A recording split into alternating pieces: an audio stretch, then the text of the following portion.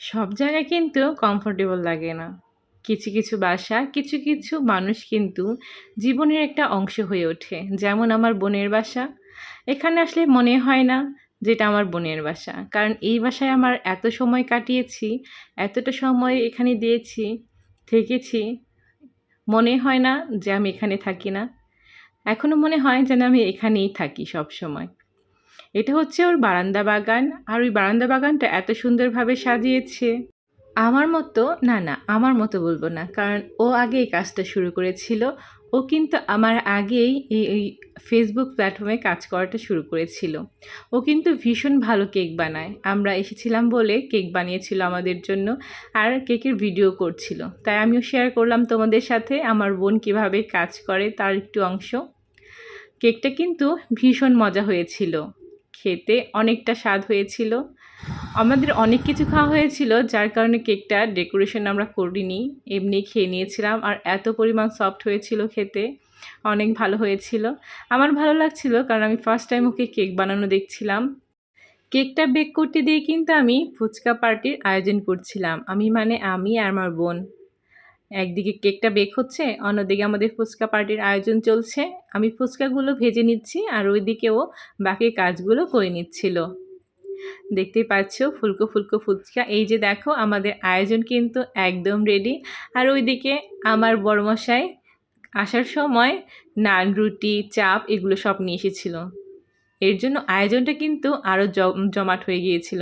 দেখতেই পাচ্ছ কেক, ফুচকা, নান, রুটি, পরোটা, চাপ সব কিছু মিলিয়ে যেন একটা পিকনিকের মতো হচ্ছিল। আমি, আমার জামাইবাবু, আমার বর আর আমার কিন্তু দিদিও এসেছিল সেই দিন।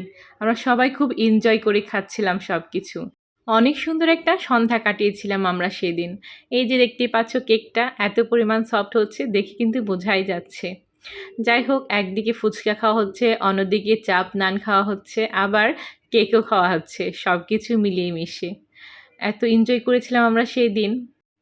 এইগুলো তো ছোটোখাটো আয়োজন ছিল আমার আর সাথীর, মানে আমার বোনের পক্ষ থেকে।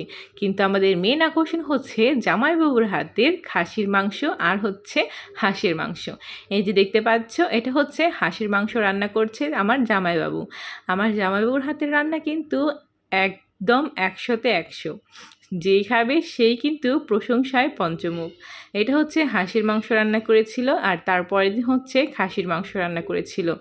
আর সাথে ছিল জামাইবাবুর হাতের ভুনা খিচুড়ি, একটু মাখা মাখা পেঁয়াজ দিয়ে। এটা খেতে কিন্তু বেশ মজা হয়েছিল। খাসির মাংস সাথে হচ্ছে একদম গরম গরম খিচুড়ি। গরম গরম খিচুড়ি আর খাসির মাংস খেতে কে কে পছন্দ করো অবশ্যই কিন্তু কমেন্টে জানিও। আর এই খাসির মাংসটা কিন্তু জামাইবাবুই রান্না করেছিল। ওই যে বললাম রান্নায় ১০০-তে ১০০। আমার এমনি কোথাও ঘুরতে যাওয়া হয় না। আমার বোনের বাসাটা খুব কাছে আমার থেকে। এর জন্য মাঝে, মাঝে এখানে আসা হয় আর সবার সাথে টাইম স্পেন্ড করা হয়। তারপরে আর কি আজকে রান্না করেছিলাম হচ্ছে চিংড়ি মাছ। চিংড়ি মাছে আমার অ্যালার্জি থাকা সত্ত্বেও আজকে রান্না করেছিলাম কারণ খেতে ইচ্ছে করছিল। আজকের রান্নাটা কিন্তু আমি করেছিলাম আর সবাই খুব ভালো বলেছে। অনেক মজা হয়েছিল রান্নাটা। তোমরা চিংড়ি মাছ পছন্দ করো কিনা অবশ্যই কিন্তু কমেন্টে জানিও। ভিডিওটা কিন্তু আমি বেশি লম্বা করব না।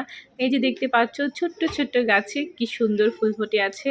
বারান্দা বাগানে সব গাছই কিন্তু আমার বোনের হাতে লাগানো। ওর সাথে যদি অ্যাড হতে চাও সাথী সাহায় ফলো দিয়ে দিও।